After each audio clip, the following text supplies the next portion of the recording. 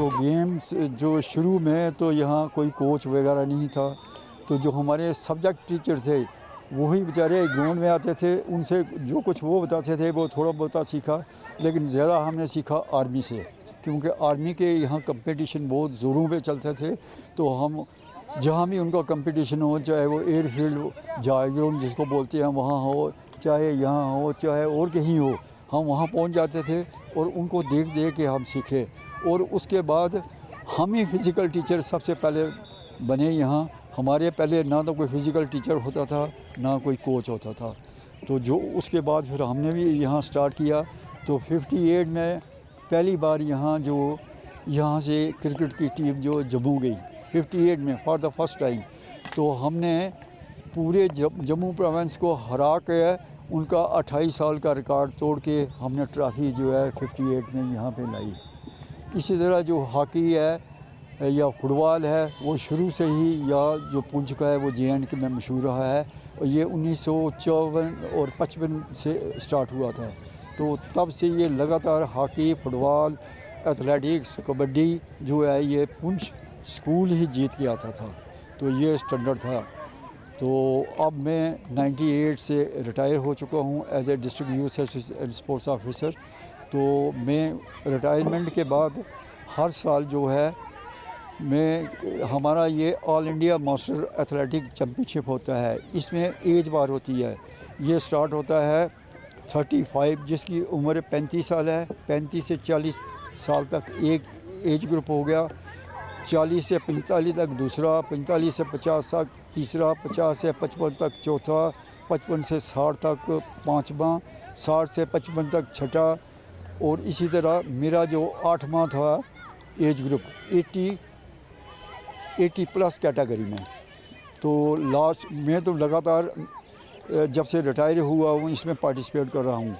तो 1900 ये सारी पीछे कोई 6 साल पहले मैंने यहाँ पार्टिसिपेट किया था अपने राजस्थान अलवर में। तो वहाँ एक कंपटीशन होता है, महारानी है कि उसकी डेथ हुई थी उसकी याद में, वो युवरानी उसको बोलते हैं। तो उसमें मैंने 100 और 200 मीटर में 70 प्लस कैटेगरी में 2 गोल्ड मेडल आए थे। तो लास्ट ईयर कलकत्ता में ये 42nd जो है all India master athletic championship हुआ। तो उसमें मैंने ये ब्रॉन्ज मेडल 100 मीटर में लाया।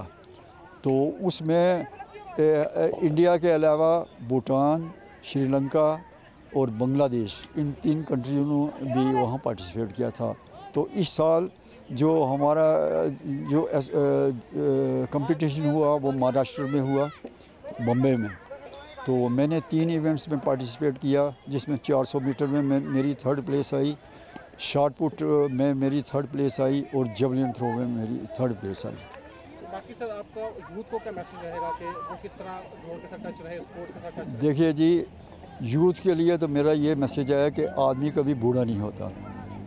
अगर वो इन टच रहे स्पोर्ट्स एंड गेम्स के साथ। अगर आप मिसाल के तौर पे एक गाड़ी ले लीजिए और उसको छोड़ दीजिए, आप महीने बाद 2 महीने बाद तक ना चलाएं तो गाड़ी वो पूरी तरह चलेगी नहीं ठीक।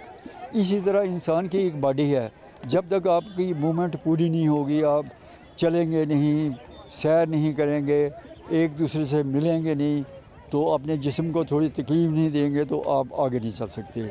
तो ये है कि यूथ के लिए सबसे तो बड़ी ये है कि जो इसमें हिस्सा लेता है वो कभी बीमार नहीं होता है, वो बीमारी से दूर रहता है। आप देख रहे हैं आजकल कितनी बीमारियाँ, हार्ट अटैक है, उसके अलावा दूसरी दिगर बीमारियाँ हैं ज़्यादा।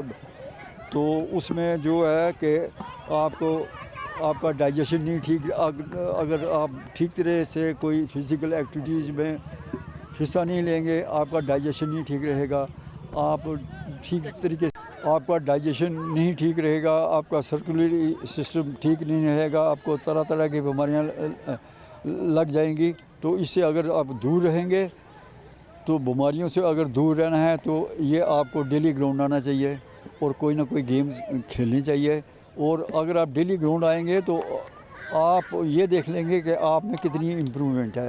और उसके अलावा जो फिज़िकली फ़िट होगा वही आगे काम कर, पढ़ाई भी वो कर सकता है आगे घर का काम भी कर सकता है। तो अगर आप फिज़िकली फिट नहीं हैं तो आप कुछ भी नहीं कर सकते। तो यहाँ तक का जो आपका सफ़र रहा, इसमें आपको कितने चैलेंजेस जो है फेस करने पड़े, किस तरह की मुश्किलात को आपको सामना करना देखिए जी, कोई भी काम करना हो उसमें तो अड़चन आनी ही आनी है।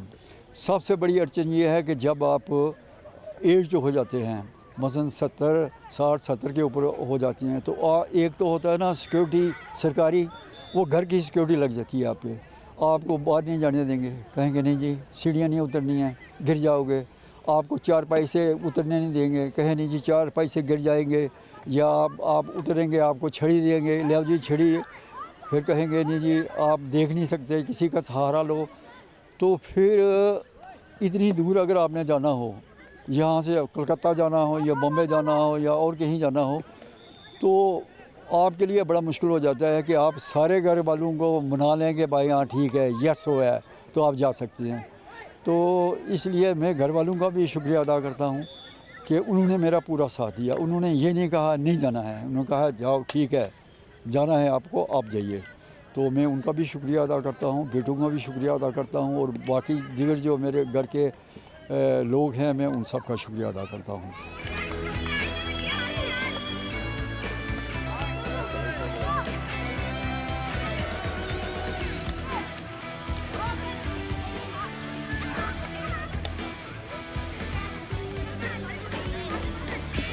जैसे कि हम सब जानते हैं कि हमारे पुंछ के लिए कितनी खुशी की बात है कि हमारे पुंछ के वेटरन भी मैं कह सकता हूँ मास्टर्स एथलीट हैं हमारे प्रेमकांश लुथरा जी, जो retired district youth services and sports officer हैं। हाल के ही दिनों में आप सब ने सुना होगा कि काफ़ी चर्चा में रहे हैं। अपनी 82 की एज में भी उन्होंने एक एथलेटिक कंपटीशन में पार्टिसिपेट किया, जो मास्टर्स एथलेटिक चैम्पियनशिप ऑर्गेनाइज़ की गई थी बाहर की कोलकाता की स्टेट में, महाराष्ट्र में, कोलकाता में, और उससे पहले भी वो काफ़ी इवेंट्स में पार्टिसिपेट कर सकते हैं। और सबसे बड़ी बात यह है कि अगर हम यूथ के लिए एक इंस्पायरेशन है कि इस एज में भी, जो 82 एज में, वो अभी तक भी कंपटीशन में पार्टिसिपेट कर रहे हैं, और पार्टिसिपेट तो कर ही रहे हैं लेकिन उसके साथ में हमारे स्टेट के लिए लॉरल्स भी ला रहे हैं, मेडल्स लाए हैं उन्होंने, अभी भी वो जस्ट सिल्वर मेडल जीत के आए हैं। तो ये बहुत बड़ी बात है, एक इंस्पायरेशन है यंग जनरेशन के लिए कि इस एज में भी वो पार्टिसिपेट कर रहे हैं। उनका अगर हम पास्ट की बात करें तो काफ़ी टाइम उनके साथ हम लोग शाम को ग्राउंड में बैठ के उनसे काफ़ी चीज़ें हमने उनसे शेयर की हैं, जब वो खेला करते थे अपने टाइम पे, और कैसे उनको एक क्या कह सकते हैं कि एक बड़ा जफाकश टाइम था। बड़ी ही जद्दोजहद करके उन्होंने अपनी जॉब को भी सरे अंजाम दिया अपनी अच्छे से, और उसके साथ अच्छे एथलीट, अच्छे प्लेयर भी रहे, क्रिकेट भी अच्छी खेली है। और मैं आपको चीज़ बताता चलूँ कि ऐसे थे कि एक लास्ट टाइम जब मैंने जो अपनी होश में इनको देखा था, ये और इनके बेटे दोनों एक ही टीम में एक टूर्नामेंट खेले थे, नाइट टूर्नामेंट। तो आप देखिए कितना जुनून और कितना जज्बा इनके अंदर था अपने जवानी के टाइम पे भी, और आज 82 एज में भी वो कैसे इन्होंने अपने आप को कैरी फॉरवर्ड किया है। काफ़ी सारा एक्सपीरियंस इनसे हमने लिया है। और मैं सिर्फ आपके चैनल के थ्रू एक चीज़ यही मैसेज देना चाह रहा हूँ अपनी यंग जनरेशन को कि आप इनको आके देखो, इनसे इंस्पायर हो, और ख़ुद को भी इसी तरह स्पोर्ट्स में ढालो, ताकि आप भी लंबे समय तक स्पोर्ट्स में रहें। आप अपनी फ़िटनेस पे भी ऑब्वियस, अगर आप स्पोर्ट्स में खेलोगे तो फिटनेस तो होगी, एक रिकग्नाइजेशन भी मिलती है आपको सोसाइटी में, और सब लोग जानते भी हैं। इवन अगर आप लोकल की बात करें, ना कि लोकल लोग आपको जानना शुरू करते हैं। आज उनका जो लोहा है, जो पूरे हिंदुस्तान में माना जा रहा है कि इस एज में भी उन्होंने इवेंट्स में पार्टिसिपेट किया, वो भी एथलेटिक जैसे इवेंट, शॉट पुट, जेवलिन, और जो फील्ड इवेंट्स हैं और जो थ्रोइंग इवेंट्स है, सब में उन्होंने पार्टिसिपेट करके हमारे स्टेट के लिए नाम रोशन किया। और मैं यही कहूँगा उनकी इसी तरह से तंदुरुस्ती बनी रहे, इसी तरह वो पार्टिसिपेट करते रहे और लोगों को और ज़्यादा मोटिवेट करते रहे।